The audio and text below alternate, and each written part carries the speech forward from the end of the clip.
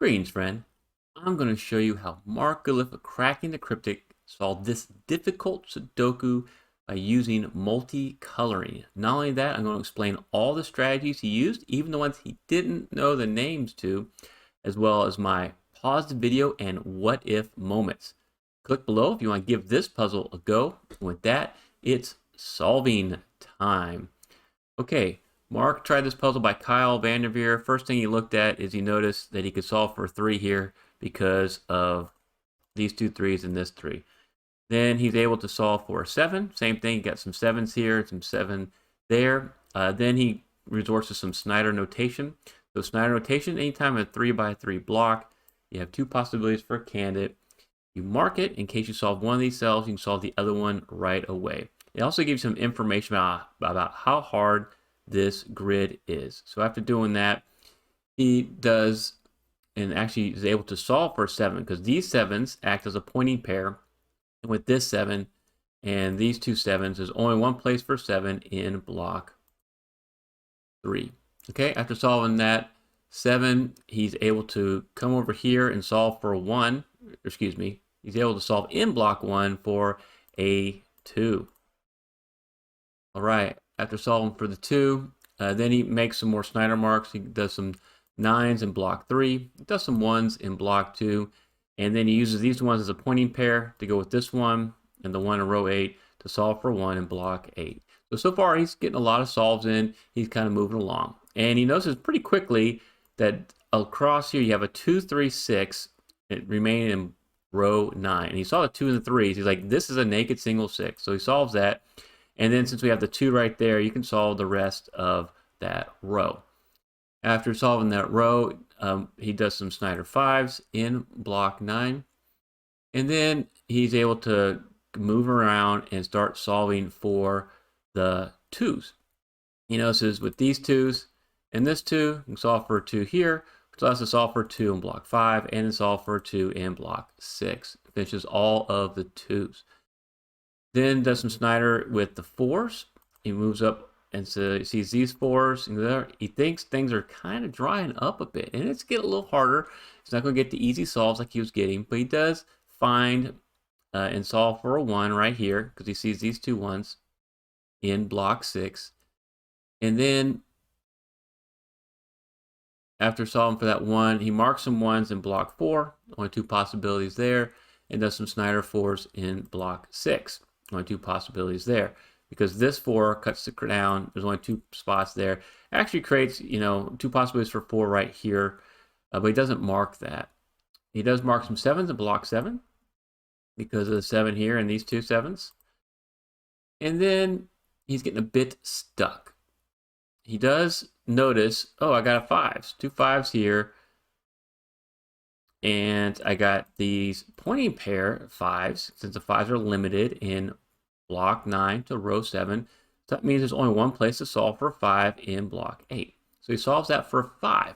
But this does bring us up to our first pause the video moment.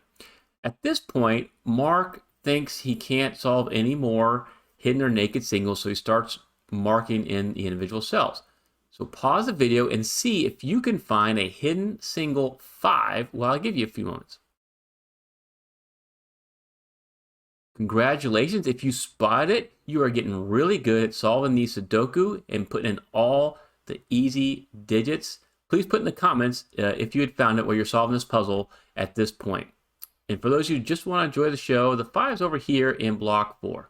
Because you got these 2 5s and this 5. The only place left to put a 5 is right there. Mark didn't see that. It is a critical cell you have to solve in order to set up the first advanced strategy that you can do to solve this puzzle. All right, I'm going to remove that 5 because Mark didn't put it there yet. And we're going to move on now. He did do some Snyder 3s in block 3.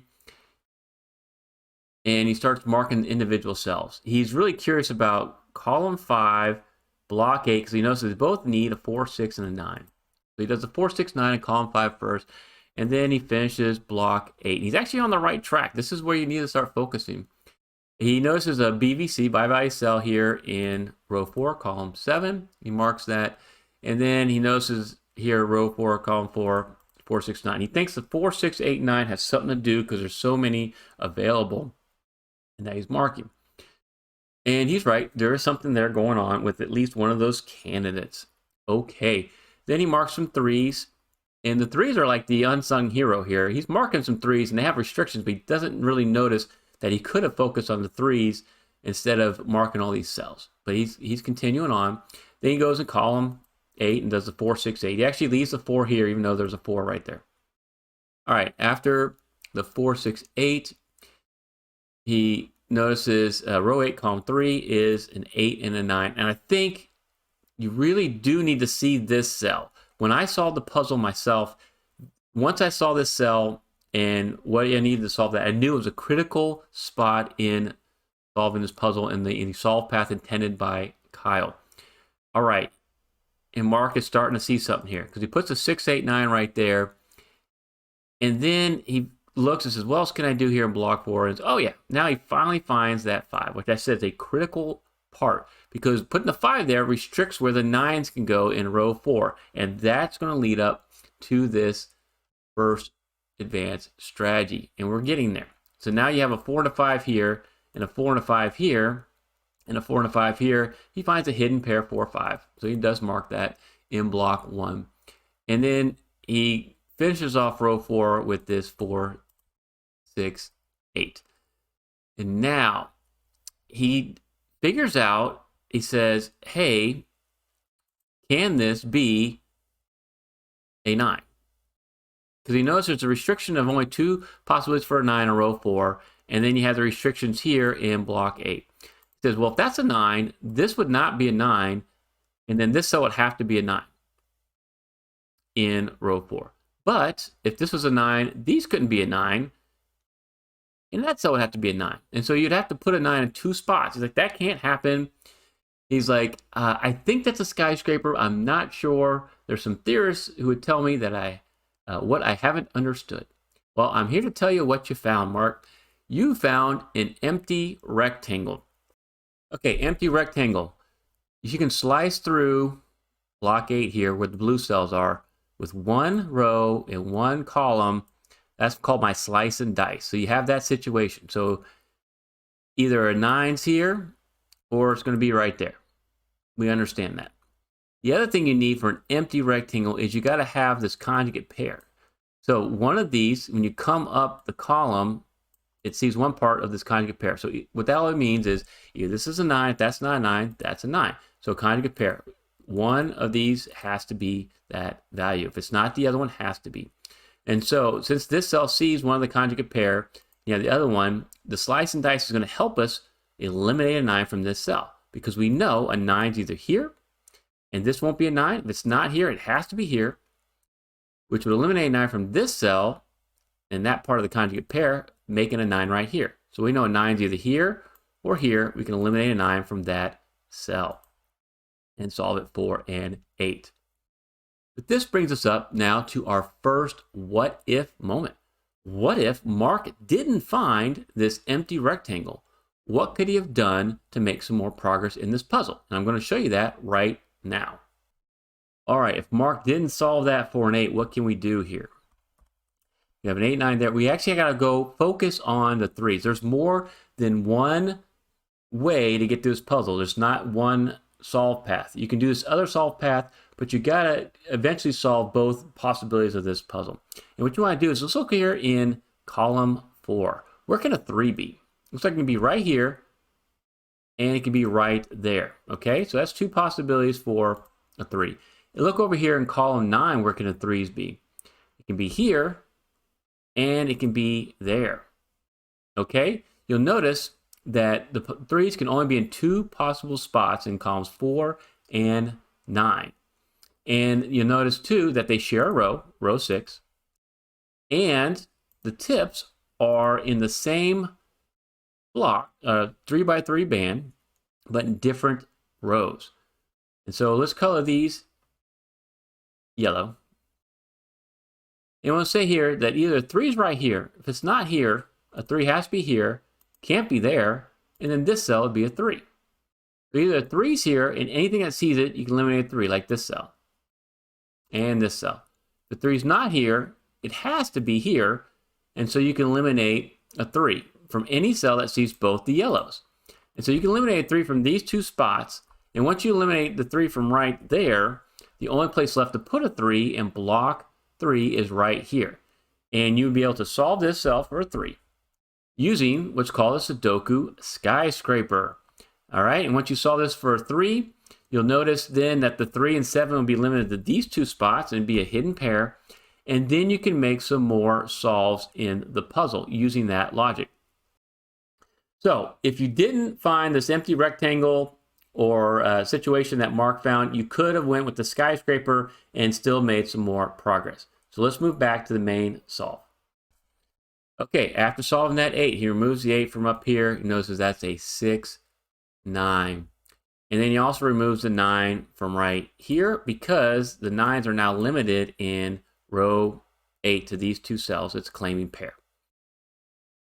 After removing that 9, then he solves for the 8 up here. He notices now that 8s can't be in these two spots, they're claiming pair up here. And that means that the 8 can't be anywhere else in block 6.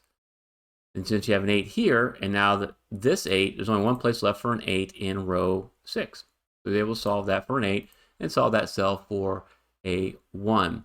Then he notices, this is a 179 naked triple in block 7.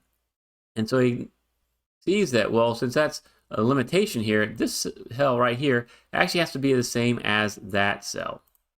And so, because they can't be any one of these two cells, and that's the only one remaining. So these two are connected. So he colors those purple, and he thinks there's something going on there. And he's right, there's something there, but it's going to be a little while before you see what we can do with those purple. But he uses that and starts coloring to try to figure out where to go next with this solve.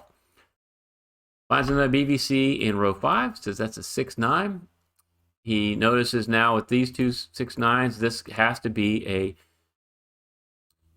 7. And he's able to solve for the 7 over here in block 6. And after solving that 7, he notices this is only a 3, 6 right there. He's put in the bye-bye cells thinking there's another advanced strategy. And he's right, there is. We got to find it, though. And then he finishes up row 5 with this 3, 6, 9. After the 3, 6, 9, he says, oh, I can solve down here for the 7. Removes that Snyder mark and puts a 1, 9 naked pair. Okay, to put the 1, 9 there, he comes up column 2 and says, okay, I got this 4, 5. I got this 1, 9. This actually has to be a 1, 9 as well.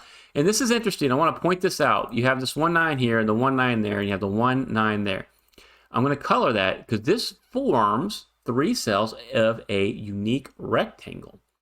And whenever you see this, we know if this puzzle has a unique solution, and it does, that we got to avoid, they call it the deadly trap. And so if you put a 1 or a 9 right there, then these 4 cells would be 1, 9, 1, 9. And then you could redo the solve and go 9, 1, 9, 1. And we don't want that. We don't want it where you could have 2 solutions. So we know this cell cannot contain the 1 or a 9. And so you could use a unique rectangle right here and go, hey, that's going to be a 6 or an 8. But I'll tell you, it doesn't do anything for the puzzle. And Mark shies away from uniqueness, so he doesn't use it to solve. So we'll remove that. I just wanted to point it out. Okay. And he is focusing on this 4, 6, 8, 9 idea, and he's missing that next step actually involves the 3, like the skyscraper I showed you. So he's starting to do some serious coloring here. He goes, this 6, 9, if it's 6 or a 9, that's red, then this cell would have to be the same 6 or a 9. And then if this is red, this is yellow, because he notices a 6, 9, 1, 9, 6, 9, 1, 9. And they're playing along here. And so basically you go ahead, this is a 6. Then the only place left to put a 6 would be right there. If this is in block 1. If this is a 9, then that'd be a 1, that'd be a 9, that'd be a 1. So the yellows would be the same. And then the only place to put a 9 in block 1 would be right there. So that's why he can say these are the same cell in the red and these are the same cell in the yellow. The logic does work out. So he starts doing some more coloring. He goes, well, one of those has to be red. It could be a 6 or a 9. That's the only 2 spots in block 7. And since this could be a 1 or 9, he doesn't get really very far right here. So he kind of gives up on this idea for now, and instead he goes, hey, what about the threes? And it's kind of amazing when Mark does that, because he wasn't talking about threes, but that is the next step. And so then he colors every possibility for a 3 in the grid. And if you notice, like I showed you before, you got the skyscraper in column 4, column 9.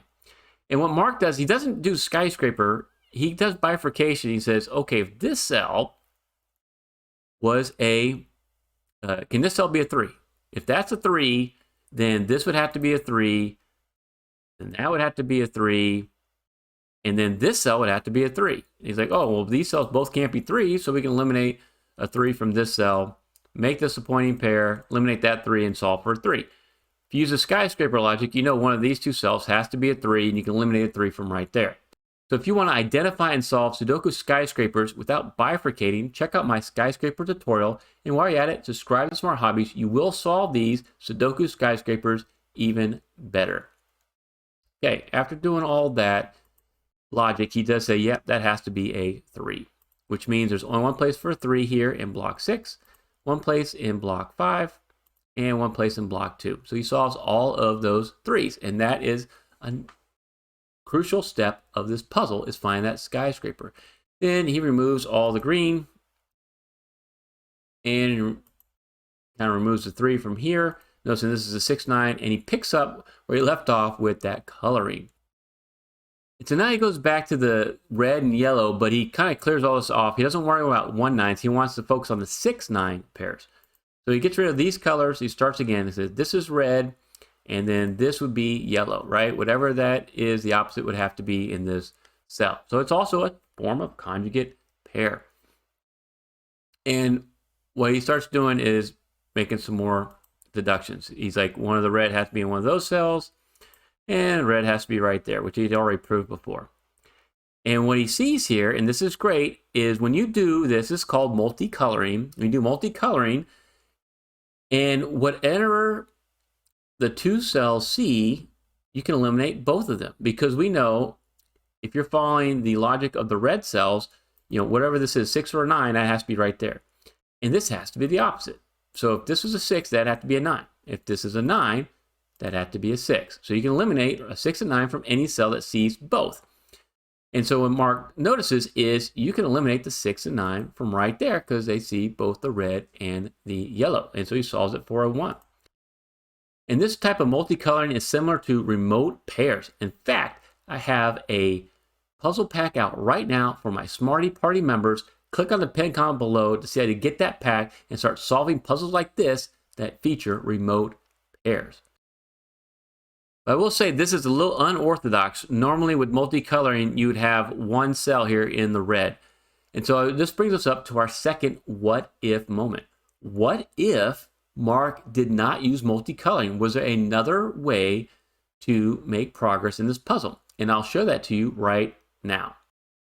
Okay, if Mark didn't see all this multicoloring, there's a different strategy he can use here. And let me get rid of the colors.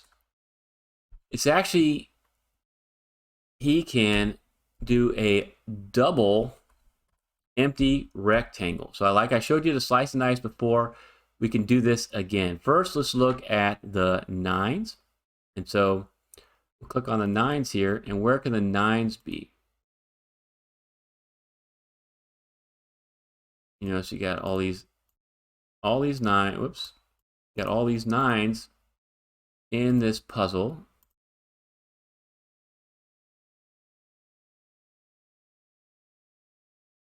And then we could color those up. And the way it works is your empty rectangle shape is right there. Okay? And so the empty rectangle shape there, you'd slice down. Your conjugate pair is right here. And so you notice that if one of these is a 9, you can remove the 9 from that cell. If this isn't a 9, this has to be a 9, which removes the 9 from right here, forces this to be a 9, and you still remove the 9 from that cell. So you could find this empty rectangle shape of 9s to remove the 9. And then let's look at the 6s. Now, this is kind of cool. because the way the sixes are set up is pretty close. And you think there might not be much here, but there is. There's plenty. All right, let's get all these sixes in.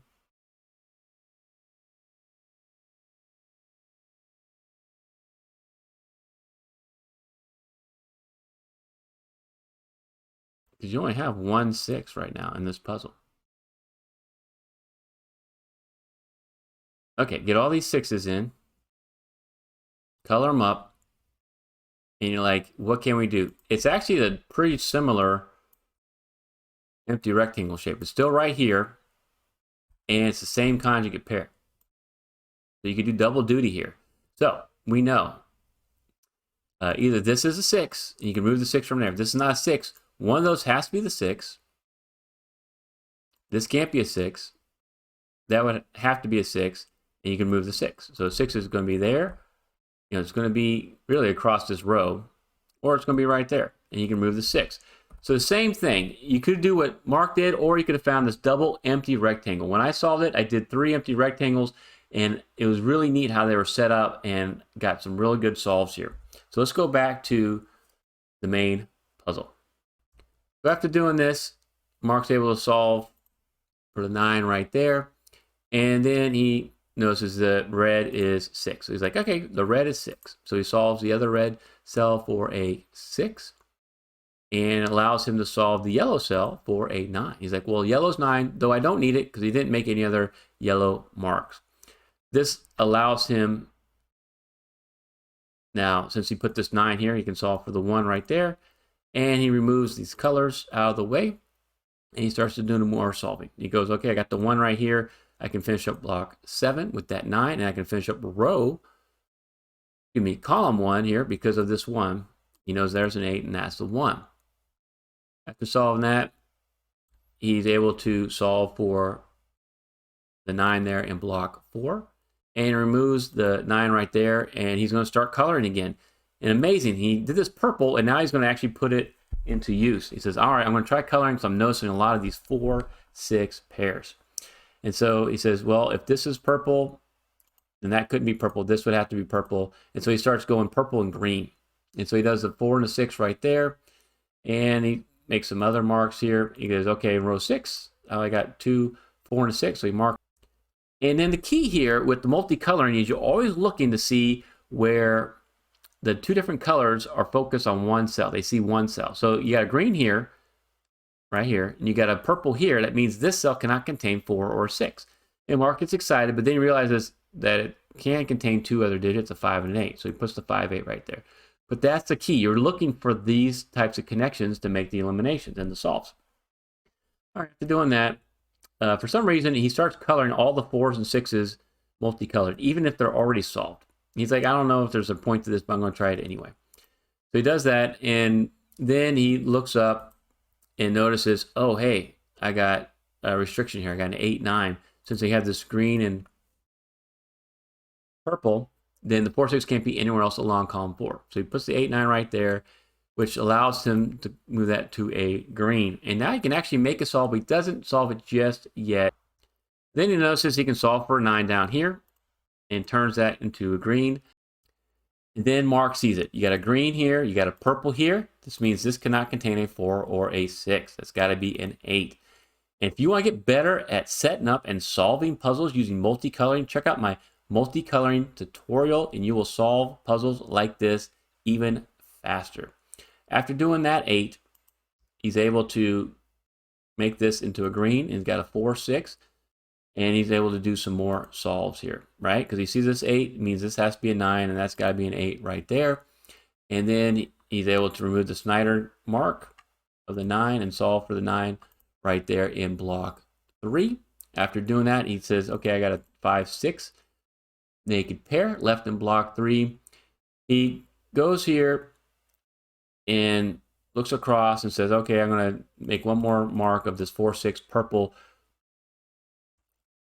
But he uses it then to solve for right here, because you got this one last purple, one last green. And so he can solve that for 5, which allows him to solve for the 8 and the 5 here. And then he's able to make this a 4, 6.